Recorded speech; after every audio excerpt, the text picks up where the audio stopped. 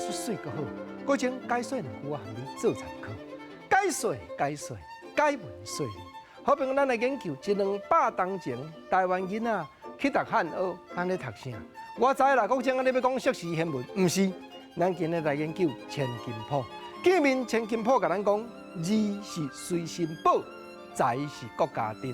一字达千金，千金难买圣贤心。历手作算用苦心，创结这字达千金。劝人读书着认字，看得来写得去。百般货物都有理，件件货物都书记。记得物件写得来，便是能力不期待。百般生理倒头路，要坐店共开铺，要富虚败家路，要广告拆利索，要看股共落魄。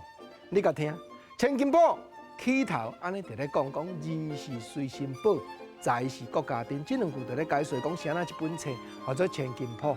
因为你都毋是要上京考教，你送子弟来遮读汉学，目的就是讲捌贵你啊，捌啥？千金谱内底有教咱百般器具安怎样称呼，无论高贵的金子玉器，还是讲粗费幼费，迄拢有名称呢。记面上甲咱讲吼，字是随身宝，财是国家丁。你捌字，随身就有宝贝。啊，过来讲一寡过去的高人，讲创结这字，讲历手作算。佮甲咱说明讲，百般货物都有理，件件货物都书记。所以千金宝读完，上无你会简单捌字。你若讲吼，要去海庙房做人的师啊，要去铁工厂做人的师啊，这字基础的你拢爱捌。过来佮甲咱讲，讲百般各种的头路，要坐店共开铺，开店铺的要富虚败家路。咱知影，牛虚本来是买卖牛，牛你伫咧讲价的所在。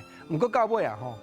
卖五金的啦，卖碗盘的拢去遐摆甲结市，安尼叫做富虚，富时间富市就对啊。富虚败家路，后广告拆利索，广告一杯茶，甲你收一两银的，拆利索来，我甲你卜一个未来，写一字我来甲你拆，这算武术这方面的。后看股看希望啊，共落铺，汤铺去汤厂做工就对啊。所以千金铺咧解说各种的头路。百行百业满是，第一要紧，望你学捌字。过去千金铺是足长，各种会找机会，解文说你甲我对好调看好照，咱继续来探讨甲解说。